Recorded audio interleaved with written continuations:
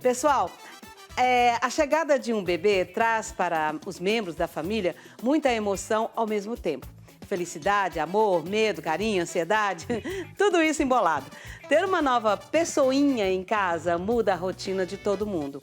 São muitos detalhes e para nos ajudar a organizar esse espaço tão bonitinho, está aqui conosco a arquiteta Rafaela Carvello. Seja bem-vinda, querida. Tudo bem? Que alegria estar aqui. Eu acho tão bonitinho você falar meu sobrenome. Você usa o sotaque do italiano, Carvello. Carvello. Eu recebo carta com camelo, caravelo, carvalho, menos o Carvello. É assim mesmo. Vamos sentar. Cuidado para não espetar sua asa aí. Ah, meu Deus, que linda! Que linda, que linda. Que alegria estar aqui com vocês. É porque eu digo isso porque eu acho que o profissional, uma vez há muitos anos atrás, eu fui numa palestra de motivação de vendas e o cara que fazia a palestra, ele falava assim, nessa época não tinha coach, não. Ele falava assim. Ainda bem. Tô brincando, gente, tô brincando. Aí ele falava assim, tinha uma amiga dele que era arquiteta. E ele falava assim, nossa, você faz palestras e tudo mais, o meu negócio não vai para frente, me ajuda, o que eu faço? Ele falou assim, vai se vender. Aí ela falou assim, ué, mas eu sou arquiteta, eu não sou vendedora. Vai se vender, qualquer profissional tem que se vender. E o profissional, ele se vende do jeito que ele fala, do jeito que ele trata o cliente, do jeito que ele mostra para o cliente o que o cliente quer e consegue tirar dele, que às vezes ele nem sabe expressar o que ele quer. E você faz isso. Ah, que bonitinha. Mas faz isso, sim, com uma precisão e com uma tranquilidade que me encanta. Ô, meu amor, obrigada, mas assim, gente, não é fácil, viu? É árduo. Se vender é difícil. É bem difícil, porque eu brinco que você não estuda isso na faculdade, né? Então, você não estuda gestão de negócio, você não estuda mídias sociais. Então, pra gente, é todo um aprendizado e é muito curso que você vai fazendo depois, né? Uhum. E tem a questão, eu acho que o arquiteto também tem o fato da pessoa ter que cuidar das famílias quando você está literalmente num lar.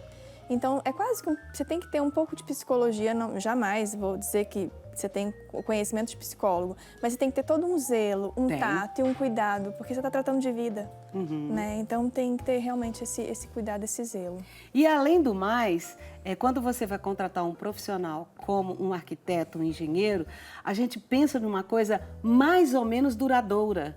Sim. Então, você vai, além de você estar investindo uma expectativa muito grande, você está investindo também dinheiro. Sim. Então, você tem que ter uma confiança que o quarto do meu bebê, ele vai durar pelo menos até ele ter uns 7 anos, que possa fazer umas adaptações depois. É mais ou menos por aí que começa a construção desse quarto de bebê? É mais ou menos por aí. Na verdade, você já tocou num ponto que é super importante. O quarto de bebê, a parte decorativa dele, ele tem que ser pensado, sim, a longo prazo, se você vai fazer um investimento alto. Uhum. Até porque, assim, não dá, a criança cresce muito rápido. Então, com 5, 6, 7 anos, depois dos 7, ela já não vai querer mais aquela decoração, né? Então, até os pais também enjoam desse processo. Uhum. Mas você pode, ali, criar um quarto do 0 até os 2 aninhos, com um certo mobiliário, e a partir dos 2 até os 7, com mobiliário já para uma criança maior. Por exemplo, você vai colocar uma cama e tirar o berço. Uhum. Então, coisas assim, a gente tem que pensar e tentar usar móveis mais multifuncionais para esse espaço. Mas a questão decorativa, de fato, a gente tem que pensar a longo prazo, porque você vai gastar aí 5, 6, 10 mil reais num quarto de bebê. Tô jogando por baixo. Por baixo. Eu tô vendo. E aí, de repente, daqui 2 anos já não serve mais. Né? Então, assim, tem que pensar assim. E, geralmente, quarto de bebê, às vezes, nem é um local que foi pensado na casa. Às vezes, ele vai usar o espaço que era do escritório. Às vezes, ele vai usar o quarto que era de hóspedes. É um apêndice. Exatamente. Então, você tem que pensar realmente esse espaço. Uhum. Eu digo assim, que engravidou, a gravidez em si, ela já é um processo extremamente sensível para a mulher e para a família. Nem vou dizer do contexto social, mas da mulher e da família. Uhum. E assim, pensar numa reforma nesse momento é extremamente estressante. Então, eu sugiro que até o 4º mês não se pense em quarto de bebê. Sim. A partir do 4º mês, eu acho que ali é viradinha de chave, que eu já sei o sexo do bebê, então aí eu já consigo pensar e planejar esse espaço. E no máximo 5º mês. Porque tem que pensar que esse espaço, se não tiver mobília e for móvel planejado, tem que fazer isso, demanda prazo. Então, se não ficar muito próximo ali dos 7, 8 meses, porque essa gravidez pode ser antecipada. Aí o estresse é muito maior? Muito maior. Meu Deus do céu. E quais são as principais tendências do design para quartos de bebê na atualidade? Olha, a tendência é a temporalidade. Não fazer nada muito datado, sabe? Conseguir, o rosa e o azul já não são mais aquele uso excessivo. As pessoas têm usado quartos que usam outras cores e deixar esse espaço menos datado mesmo. Então, essa é uma característica que vem agora com essa tendência. Por exemplo, eu já vi quarto de bebê monocromático. O Rock ia adorar, preto e branco. E legal. Fica lindo, fica Uhum. super legal. Então, eu tenho visto, assim, esse movimento de rosa é de menina, azul é de menino, né? Por exemplo, a minha mãe não soube meu sexo até praticamente eu nascer, até o 8º mês. Então, minha decoração foi toda verde água. Ah, que legal! Porque assim, não sabia o que era. Então, você conseguir criar espaços que você tenha essa característica de atemporalidade. Porque vamos imaginar que você teve um bebê e no meio do caminho, lá quando ele estava com 2 anos, você engravidou de novo. E se esse quarto for datado, você vai usar o mesmo espaço, você já aproveita essa decoração também. Então, já gera economia. Então, é esse sentido agora, está muito nessa questão. O que você fala de datado é aquelas coisas temáticas? A gente usa os temáticos ainda, né? As pessoas usam muito, por exemplo, os animaizinhos, mas não deixar todo o quarto com aquela característica. Por exemplo, existem quadros, eu trouxe umas imagens de quartos em que as pessoas podem colocar aquelas boiceries, né? Que são aqueles quartos. Lá a gente consegue visualizar na imagem 3 modelos de quarto. No terceiro, a gente vai conseguir perceber que ele é um quarto que não tem muitas cores na parede, mas eu tenho cores aonde? Eu tenho cores nos móveis. Eu coloquei uma almofada, eu coloquei a roupa de cama do bebê com uma cor, né?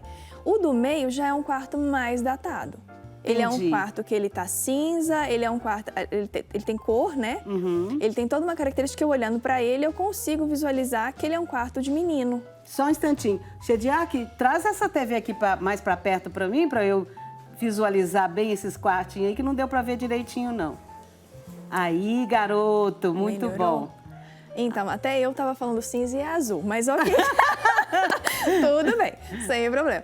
Então, aqui a gente tá vendo que é um quarto de menina, mas eu não tenho muitas cores. Eu tenho a cor na cortina, eu tenho a cor no tapete, eu tenho a cor no mobile, no brinquedo. Entende? Não é aquele quarto carregado. E que o carregado, assim, até assusta a gente, né? Que você entra naquele quarto Cinderela, assim... E assustar a criança, porque uma coisa que a gente tem que pensar a gente tem que pensar que cores... O quarto de bebê, ele tem que ter cor mais suave. A criança tem dificuldade para dormir, né? Ela tem todo um processo, o ritual do soninho e tal. Então, se você não... As cores, elas impactam na gente. O amarelo, se ele não for colocado em pontos, isso se torna extremamente... estressante, né? A gente já falou sobre isso, inclusive. Então, tem algumas cores que você tem que tomar cuidado. Quando você coloca muita cor, é muita informação. Isso deixa a criança agitada. No seu quarto, quando você nasceu, você falou que sua mãe colocou verde água. Tudo verde água. O verde água, agora ele chama menta, né? Menta. Né? No MDF a gente chama de mint. E ele ainda tá na moda? Tá na moda. Vou usar o verde água, que é, né, mais comum, mais popular. Então tem aí o verde água, os tons mais pastéis, amarelo clarinho. Amarelo dá para menino e para menina, isso né?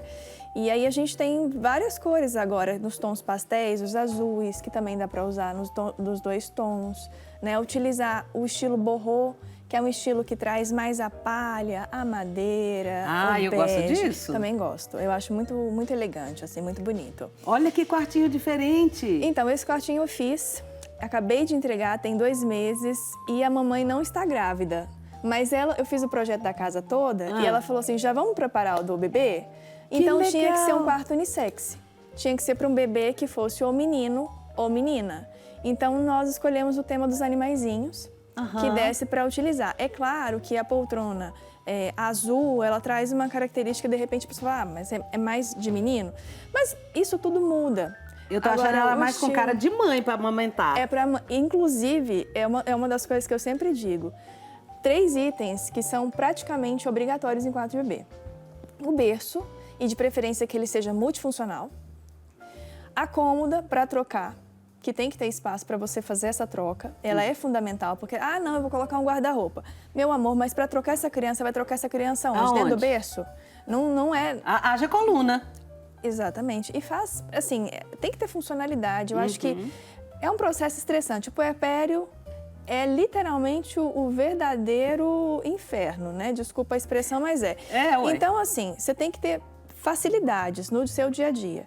Então, o ideal é que realmente esse espaço, ele consiga te dar funcionalidade. Pra você não estressar já ali, né? Então, tá ali com a lixeirinha do lado da cômoda e a cadeira de amamentação. Gente, assim... Bota de novo essa foto aí pra gente ver. A pessoa fala, não preciso ter cadeira não, eu sento lá no sofá, porque não tem uma coluna que aguente. Então, assim, é muito importante ter a cadeira de amamentação. E mesmo porque... eu vou lá no sofá, eu vou dar mamar aqui pro neném, eu vou assistindo televisão, ou eu vou ficando aqui no celular enquanto mamo. Não. A amamentação, eu não sei se é porque eu achei uma coisa tão mágica, eu achei um vínculo tão forte quando eu tive meu bebê, que eu não queria nada perto de mim. Então eu acho que as mães modernas hoje saem um pouquinho do celular, da TV, da série... e vá amamentar o seu filho. Quando você está amamentando naquele quartinho, só ele e você, que está ali com o dedinho dele, que ele já começa a pegar no seu... Ai, gente, coisa mais fofa. É gostoso, né? Demais da conta. E tem também o fato, a amamentação, ela sempre prepara a criança, de repente, para o soninho, né? Então, é importante ter esse momento de calmaria, sem tela, sem luz. A luz do quarto também tem que ser uma luz mais difusa, porque é uma luz que não pega diretamente no olho dessa criança. Então, colocar uma cortina para bloquear um pouquinho da luz exterior, né? É importante também, não é escurecer o quarto inteiro, mas é eu deixar uma luz entrar, mas não uma luz que me atrapalhe a dormir. Que me dê aquela carinha de, eu tô no colo da minha mãe, daqui a pouco eu vou deitar no meu soninho. Sabe, essa preparação é um rito mesmo. Ah, tá. Tem mais uma foto aí pra gente ver? Tem. Esse aí também você fez? Esse quartinho não é meu, mas eu quero mostrar uma coisa nele que é super importante, que acontece muito com os casais. Quando eu sempre oriento pro papai e pra mamãe não colocar o filho no meio do casal quando ele nasce, levar para a própria cama. Então hoje a gente já tem aqueles bercinhos, que é o cesto, né, que a gente pode colocar do lado da cama. Mas papais e mamães que passam a noite porque a criança não conseguiu adaptar e passa a noite ali naquele rito, vai pro quarto, volta pro quarto, porque quer que a criança fique no quartinho dela, eu indico colocar uma caminha. Você tá vendo? A caminha lá do lado, porque é a cama pro pai e pra mãe. E ela parece que é dupla? Essa aí, ela é uma bicama. Ah, é uma bicama. Mas assim, você tá vendo que ela não vai abrir porque tem a cômoda. Tem a cômoda. Quando tirar o bercinho, que essa criança vai crescer, porque ele vai sair desse espaço, a cômoda pode continuar pro outro lado e essa cama abre. Então eu tenho espaço para mais uma pessoa dormir. Sim. Né? Então essa cama, ela tem essa função que é descanso, porque não dá para, às vezes, a pessoa é exaustivo mesmo. Tem criança que consegue dormir a noite inteira, é maravilhoso, mas tem criança que não. E aí gera aquele estresse no casal. Então, para não ter que pegar e tirar ela desse espaço, e aí eu sei que muitos pais também querem dormir e não ter que dormir na cadeira de amamentação, a caminha é uma boa saída. É mesmo?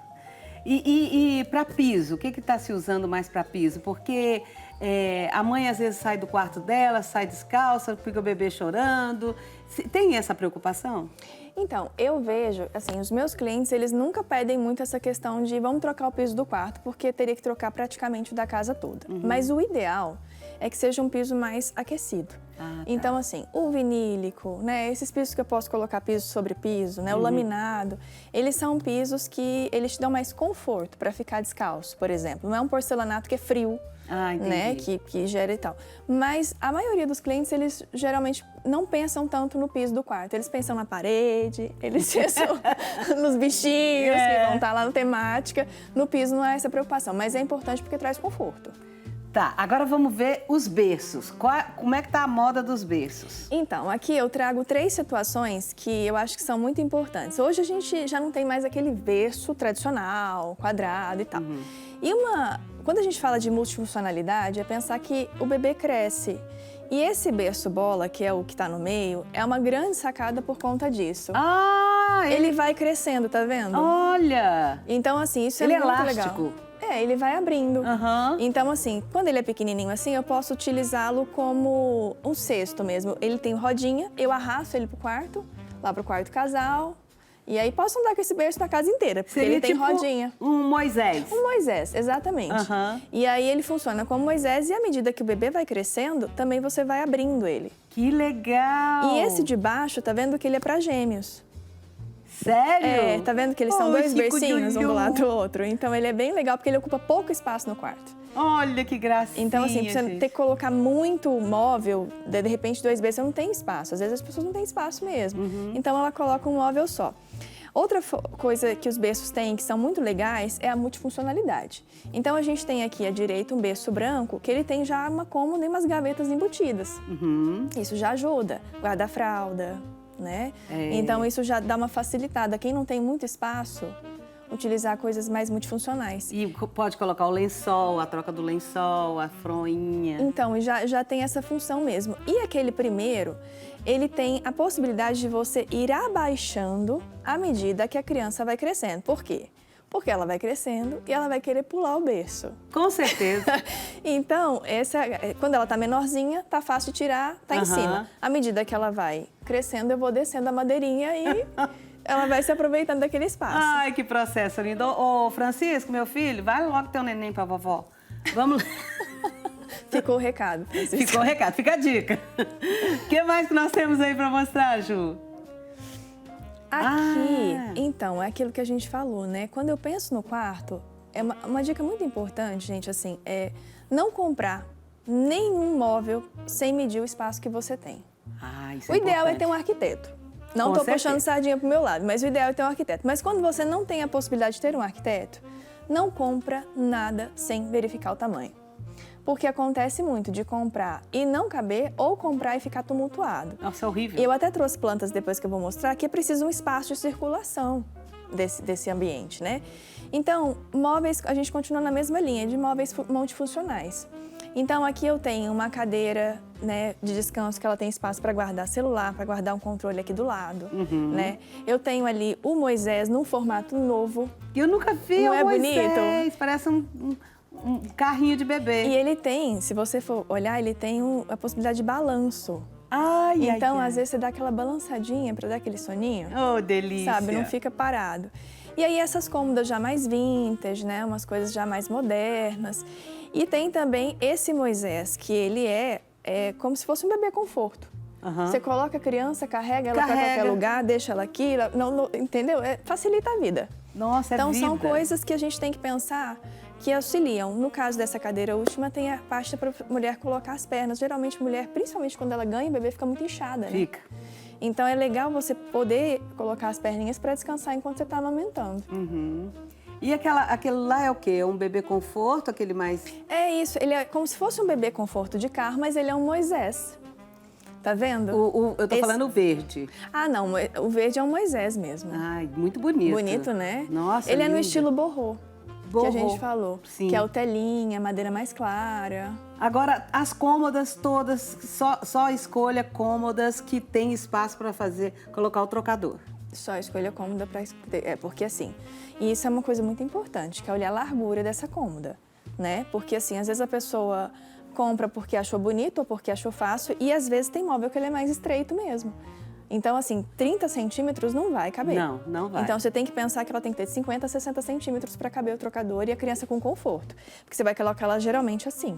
Então, tem que ser um trocador maior mesmo, tem que ser um espaço maior. Então, 50 a 60 centímetros de largura é o ideal. E mesmo porque os cululuscos, eles engordam. Fica aquela coisa fofa. Ai, que delícia. Não é bom? Tô achando que tá com uma maternidade aí, querendo ser vó mesmo. Eu quero ser vó de novo, gente. Ser vó é bom demais. Você vai ver quando você for, que coisa maravilhosa que é. Eu queria falar mais com a Rafa, mas eu tenho que ir pro intervalo. Rafa, obrigada, querida. Imagina. Eu espero ter ajudado muitas mãezinhas aí nesse Brasil, né? Ajudou sim, com certeza. Eu aproveito para mandar um beijo para os meus pequenos. Anitta, João, Miguel e Maitê. Beijo grande. Vocês me fazem uma arquiteta melhor. Ai, que linda! Obrigada, querida. Gente,